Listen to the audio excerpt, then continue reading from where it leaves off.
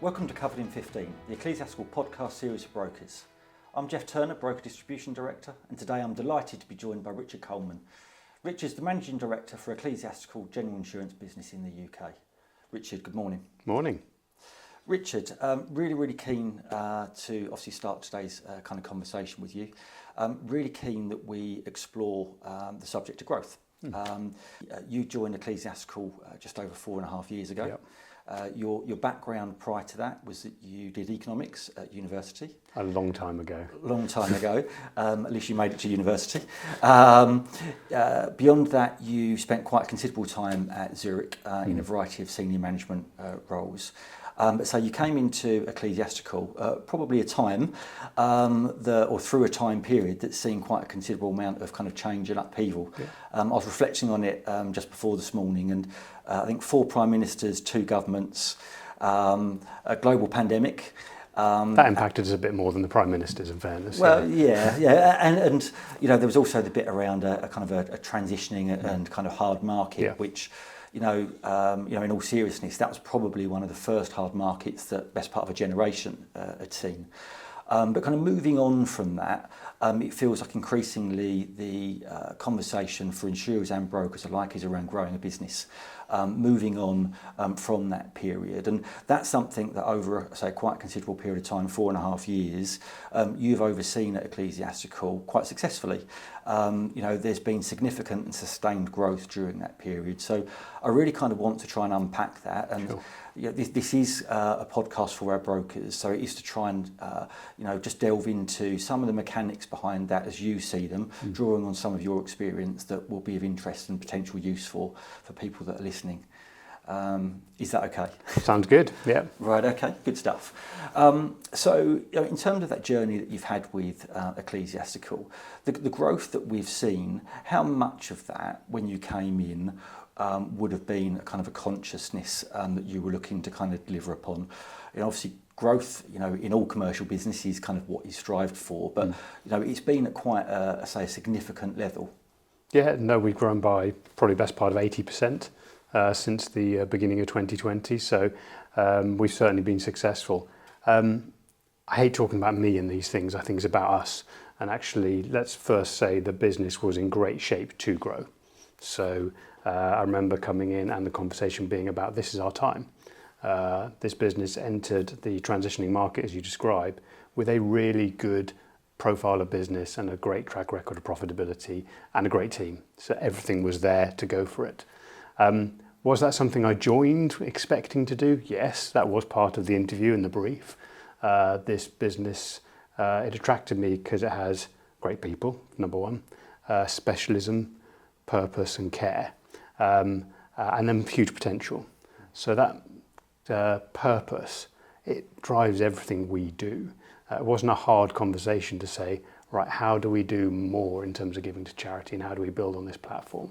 So yeah, potential of the business was definitely an attraction amongst a bunch of other things when I joined. Yeah, so it's interesting. So the platform was definitely there. There was definitely a consciousness about kind of what you wanted to do. Where did you start in terms of identifying where the opportunity to grow was? We got derailed a little bit, as you said, in the first 7 weeks of my job. So 7 weeks in, we were locked down. I joined February 2020. That was a great experience for a new leader to see what Ecclesiastical was capable of. I still think our response to the pandemic was among the best in the market. I saw a business create huge focus and keep huge focus on the fundamentals, still maintained great service. The service here was the real unexpected, hidden and amazing surprise when I arrived. It is off the charts. That sustained, the market contact sustained. We really kept great engagement with customers and brokers throughout and responded in the way that everyone responded. I think it also kicked us on in terms of our culture and our technology as well. So the COVID pandemic was a great thing for us. And that sort of, I think, woke us all up to what we could do as an organisation. So then we had to think about what we're going to do to grow. So, and in terms of outlining those areas of growth, what were some of those kind of major areas that you looked at from a high level perspective? So number one was grow where we're successful already. So we put a huge focus here on focusing on the fundamentals. We don't take that service expertise or specialism for granted. it's 50% of everyone's objectives to really keep that sustained and focused. So we've grown in areas we're already really strong, quite successfully in heritage, in education, in faith, in real estate. So that's been a core backbone. There were a couple of areas where we were quite underweight, but also already functioning and already well into the market. So high net worth was one area where we pushed a lot of focus to speed up our processes to be able to bring more growth in through quite successfully. And the second one would be schemes. We write a wide range of schemes, far wider than people realise actually, and we've really accelerated growth there and put some investment in. So we invested in a new digital schemes platform to support some of that growth as well. So kind of in terms of those main enablers then, it's been looking at the headroom in kind of existing areas, building on existing expertise, but also then looking at where else can be diversified, which is obviously quite interesting. In terms of the challenges that you've seen in that journey, what would you kind of call out those main ones as being? Yeah, I've just realised I forgot the areas of diversification, didn't I? So actually we've had those two areas of growth and we just launched into leisure and professions. Why did I forget that actually? Because it's a newish part of our growth story. So we launched into leisure last year and professions so far this year. So leisure's made a big difference already. Professions is a bit nascent. So I forgot those two areas. And watch this space. We're going to start expanding distribution possibly into areas of MGAs during 2025. Yeah, I guess leisure could be, in many respects, easy to overlook because actually it wasn't a new segment. It was building out on something we did already, and actually, I guess maybe that's part of the kind of the learning in terms of actually if you're going to look to do something more from a growth point of view, stick to your knitting where you can. Yeah. You don't have to go kind of weird and wonderful. So okay. In terms of the principles that you kind of would adopt and you would advocate within the team for making sure that you kind of you get things right as much as you can, what would you see those as being? Yeah, well, this is the bit where I'm going to cheat. Okay. Because you did tell me this question was coming, so I thought if I'm going to do this well, I'm going to try and write some notes down as well. Right, so, fair enough. We said we'd talk a little bit about challenges and how we overcome them. I won't talk about the challenges, but I'll talk about what we did to change our organisation a bit. And I think the thing that we've probably done quite well, I think, is to find our why. Now, there are people all over YouTube who will talk about businesses' why much better than I can.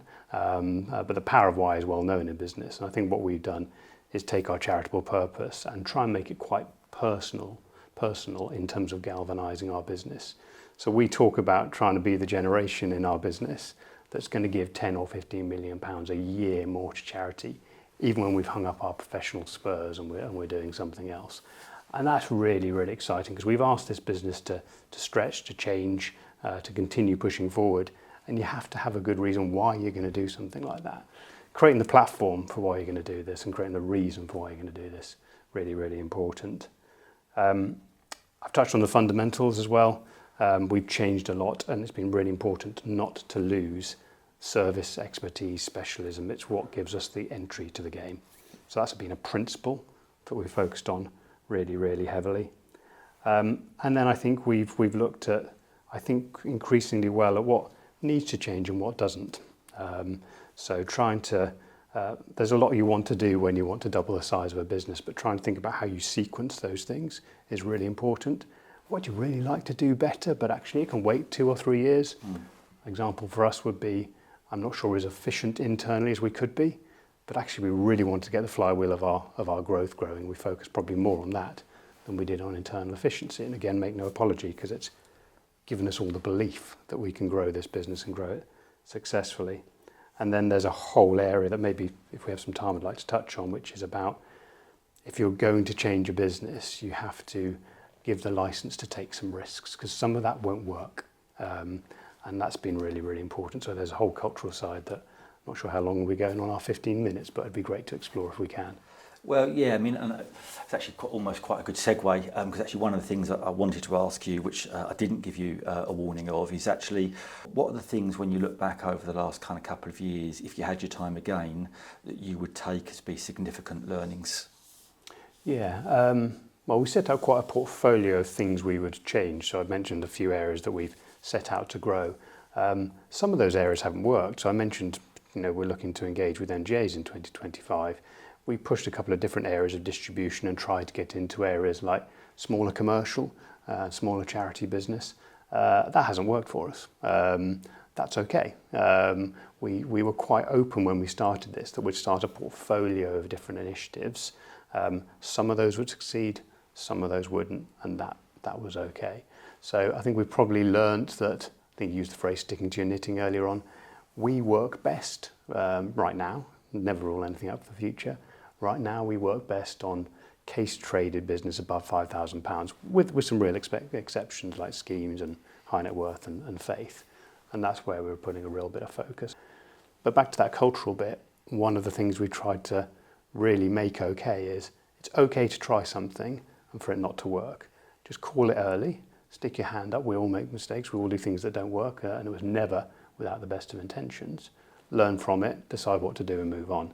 And if you can get that sort of healthy culture in your business, that in itself is worth the failures actually in many ways. Yeah, that breeds quite a high level of empowerment within teams, and actually then with empowerment you've then got a whole kind of raft of other really positive behaviours that then help drive growth, whether it be directly or indirectly. So yeah, no, that's really, really interesting.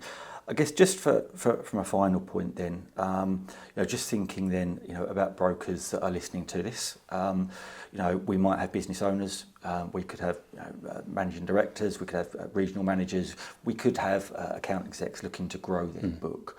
What do you see as being probably the three things that would be generic? And again, I'm putting you on the spot here, three. All right? But I'm going to try and keep you to three. Yep. That you would probably encourage as just things to kind of always have as almost like checkpoints in the mind when they're on that growth journey.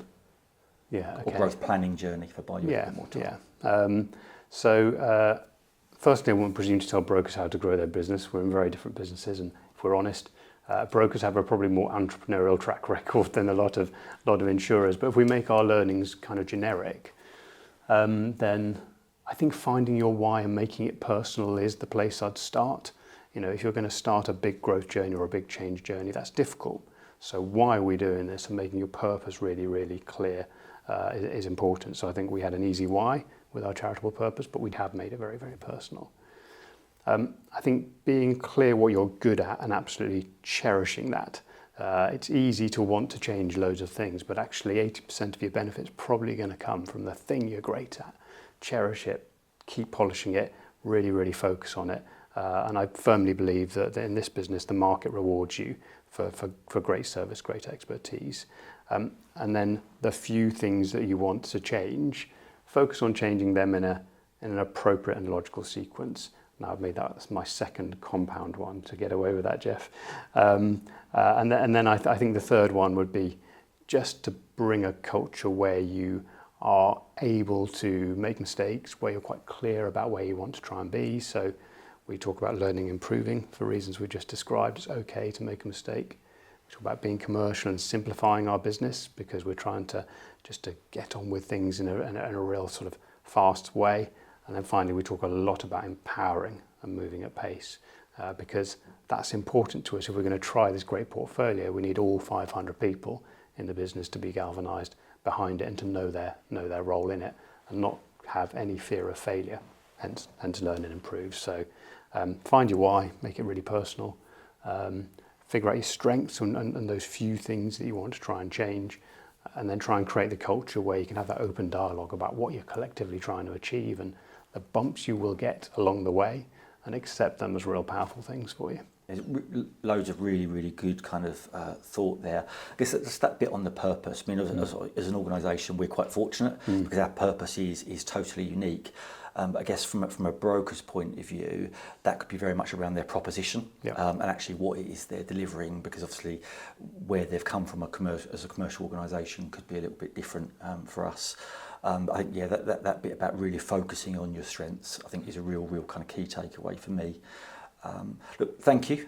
Fantastic kind of conversation. We have only got 15 minutes, so I think we're probably going to need to kind of draw that to a close there. But it feels like there's maybe enough material to get you back again at some point in the future. I could keep rabbiting on for ages. Can I have a fourth, Jeff, for our brokers? You can do if you want to. This is probably too cheeky, isn't it? Yeah, no. Maybe the fourth one for our brokers is find an insurer who shares your ambition and shares your values. Thank you. Thank you. Thank you for listening today. Hopefully you found today's conversation of interest and of use to your business. If there are some subjects you'd like us to cover on Covenant 15 that you've not already heard from us, then please do get in contact.